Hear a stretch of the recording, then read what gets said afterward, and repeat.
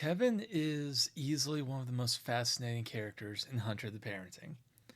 A man dealt a middling yet stiff hand in life, coming to the unfortunate fate of vampirism, and steadily rejecting that fate as he rediscovers his humanity. But Kevin wasn't the only leech brought home by the Golden Goose Gang. Recently, Brava's been throwing up some art of alternative possibilities if Dee had pulled aside other members of the Tunnel Pack and recruited them instead. What if Richard or Dave or even Piotr had been given a chance to regain their humanity? It's a pretty interesting what if scenario, especially as it gives us a glimpse at some characters that no longer have any screen time. So let's get into the nitty gritty of everything to work with here. Let's start with Dave, 8 Boy. Dave was one of the more fanatical members of the pack, dunked wholesale into the Kool-Aid of Cainite ideology, particularly Sabbat supremacy.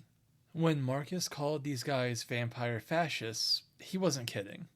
I know the term gets thrown around a lot these days, and with startling accuracy, but that's a topic for another day. But that is an accurate label for Sabbat beliefs. Vampires are the superior race, the chosen of Cain, the inheritors of a mighty legacy, with a destiny steeped in domination and authority over all else. It's dogma that should sound quite familiar to anyone that paid attention in history class. 8 Boy peddles the most Sabbat spiel in the basement, enthusiastically espousing his Cainite ideals. Why he's so into it would be anyone's guess, but we can look at the dogma itself for some clues. Fascism, and yes, Sabbat doctrine is fascist in nature, we're not having that fight, is an inherently appealing ideology. That's not to say it's good or beneficial to a society or anything of the sort. Quite the opposite, it's pretty shit. But it's designed to be appealing. It's a scam. It's designed to draw you in. You, yes, you, common individual, you are special. So special. Inherent traits you had no power over receiving make you so much better than everyone else. You are elevated over all those dirty others, and you deserve to have power over them. This is all bullshit, a net weaved of insecurity and paranoia to ensnare gullible people. While in the real world, fascism peddles its pitch over ethnic or nationalist conflicts, the Sabbat leveraged the inherent vulnerability in being a fledgling vamp towards the same end, dressing up the most traumatic and ruinous day of a person's life as an inheritance of something grand. This is all to say, I think Dave was the kind of person such scams are designed to catch.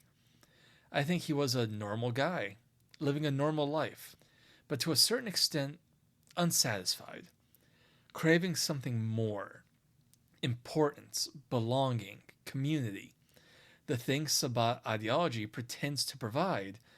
I think Dave was craving in his life, and when he was turned, he clung to the Sabbat like a kid grabbing extra tight to their parent for security. In his alternate timeline art, Dave sports a pretty spiffy sweater and gentleman's sport coat combo, selected by Big D. Brava's art says that Dave was converted most easily of the pack, after being called handsome once by D. While that was all it took, I doubt that's where D's manipulation ended. The two bonded over their shared love of orangutans, something D sincerely shares, but likely leaned on to draw Dave in. The selection of his clothes, I believe, also played a part. The dignity, the distinguished air. I believe D picked up on Dave's need for superiority, for validation, and leveraged it, elevating Dave in the same way Sabbat ideals did, just in a healthier, more personally gratifying way. Instead of bullshitting him about being better than others, D actually raised him up, helped him be a better person, the kind of person he wanted to be. And I believe that's how D ensnared Dave into joining the gang. Richard is another easy sell on the path of humanity.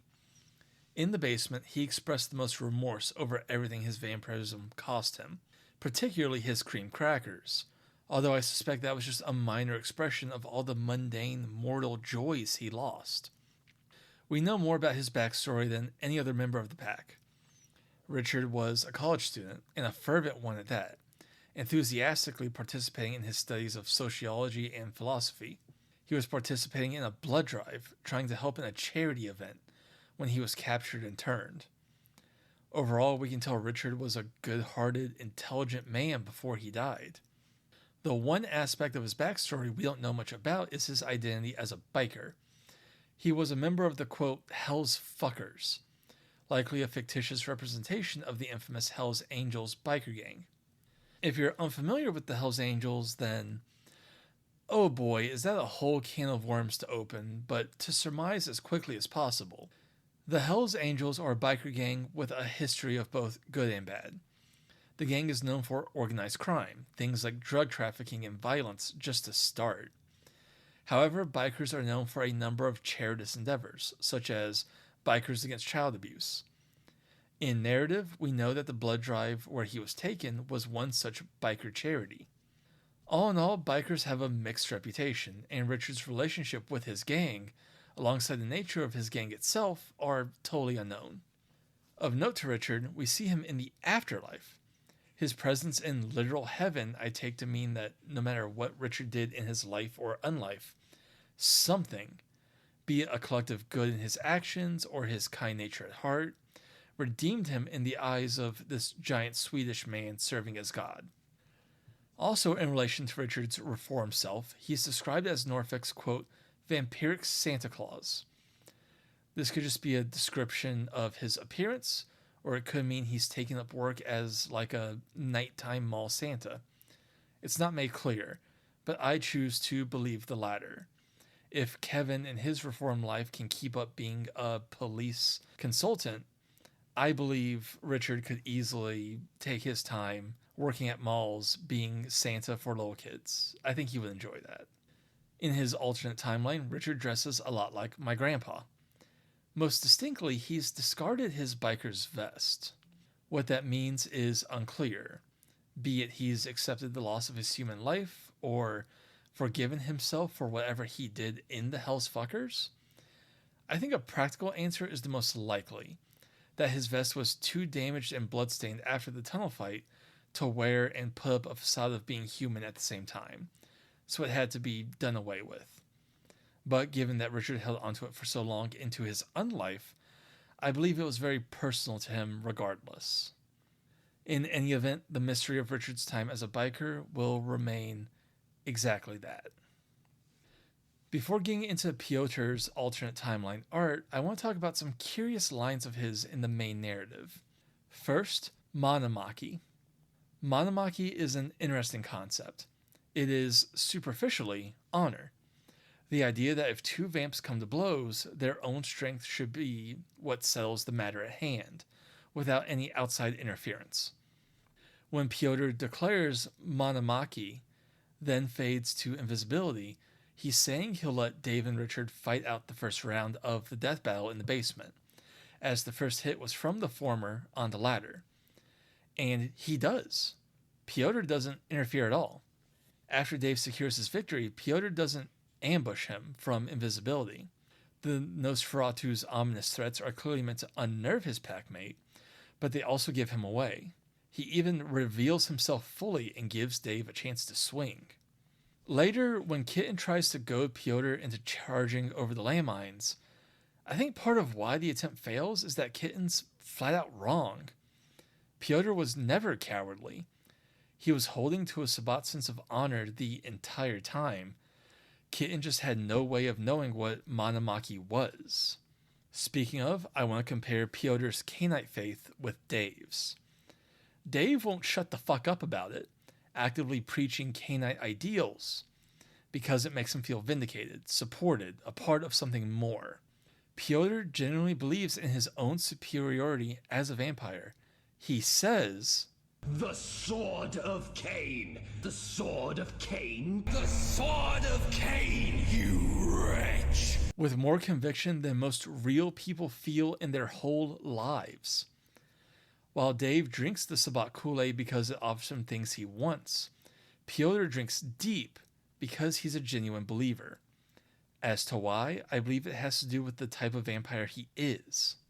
Invisibility is one hell of an ability. Sure, most people would prefer to be a Superman, more overtly powerful, with the strength and the durability and all that. But this is World of Darkness. No matter how tough you are, an errant blast of buckshot will still have a chance of reducing your pretty face to salsa. In a way, Pyotr lucked out big time. Stealth and ambush tactics are, to lean on Zoomer lingo, cracked as fuck. The only reason a Diablerized Pyotr loses at all is because he aims to turn the family. Had he just not played with his food and murked them all as efficiently as possible, the story of the Golden Goose Gang would have been cut short. I believe Pyotr buys into the Sabbat ideology wholesale because it resonates with him most as a vampire. Survival of the fittest, might makes right, the strong feed on the weak. It's a good pitch when you can pred it on anyone at any time and kill them with relative ease compared to your packmates. When we look at Pyotr's alt-timeline art, we learn a great deal. 1. He is fucking serving it. Flashing lights, flashing lights. Just look at how much fun he's having. I love it. Next, that Pyotr is easily the hardest member of the pack to sell on regaining humanity. Richard never wanted the blessings of Cain to begin with. Dave just wants validation, and all Kevin needed was hope. Pyotr, however, is motivated by his colossal ego, and while difficult, converting him wouldn't be impossible. The post of his art says 2 plays were needed to convert him. 1, making him think it was his own idea. Easy enough for a master manipulator like D. 2, end quote, someone who can appreciate a nasty little monster boy. What exactly this means, I can only guess. It's obviously meant to evoke his relationship with Kitten, where Pyotr takes the young hunter's revulsion for admiration, as Nosferatu are prone to do. But I doubt Kitten is the someone listed here. My guess is it would be D himself, who sees Pyotr's potential, although a long-form love-hate relationship between Kitten and Pyotr would be pretty funny to watch play out. As a reformed vamp, Pyotr dresses very stylishly, particularly with this scarf. It obviously serves the practical function of covering the Nosferatu's more grisly features. But just look at how much fun he's having here. I mean it. This art is so expressive and wonderful. It's easily my favorite of the bunch. What makes me sad is this is what he had. This is what he lost. Pyotr was a living man with fun and pizzazz and a spark in his heart. He was educated and skilled and had passions. Vampirism and Sabbat ideology took it all away. Even after his heart stopped beating, the Sabbat killed him. And that's a loss. Of course, a different vamp being pulled into the light means they're taking the place of our resident wizard. And the results of Kevin being in the basement are, quite frankly, horrifying. First, the implication here is that Kevin wins in a Kevin-Dave-Richard mix-up, with Pyotr in D's cell, as in his Diablerist art, Kevin has both animalistic claws and that classic Bruja brawn. How this showdown would play out, I have no idea. I doubt Dave would pull his sucker punch if it's wimpy Kevin he's relying on to back him up. Or maybe he does. It always seemed like a panicked decision that he didn't really think through. Regardless, I fully believe any combination of blanks in the basement that involves Kevin is a win for the wizard no matter what. In the short video made of this art, we get a look inside the mindset of a Diablerist Kevin. He refers to the gang and their blood as his. That could just be, a normal threat, but it sounds a great deal like the threats Dave and Pyotr made earlier, calling mortal blood their birthright. We know that the souls of Diablerie victims persist in their killer's mind after being consumed sometimes. I think this is Dave speaking, or at least his presence influencing Kevin's demeanor. Kevin was never really one to buy into the Sabbat idealist entitlement, so I think this is his influence. I think the last question to address is, could the family defeat a Diabler's Kevin? Fuck no! Lol. Lamau even. Piotr played cat and mouse because he wanted to turn the family and form a new pack. Kevin's only experience with packs was being enslaved by the Tremere and bullied by the Sabbat. We already saw Kevin keep the whole family at bay with domination. I strongly doubt he has any interest in starting a new pack. Unless D has a hidden nuclear option we don't know about, I strongly doubt the fight even gets out to the front yard where the mines can avail them. After disposing of the Golden Goose gang, I imagine Kevin would shelter in their house, feed up, and then, who knows? Certainly nothing good. What I find so scary about this possibility is how close we came to it. I suspect D singled out Kevin as a Tremere, given that he calls him such before even interviewing him. Knowing this, we can put together that D's goal was information on the Regent before ever even getting the pack home. If not for that, so many lives would be cut short, and Kevin would lose his one chance at returning to the light.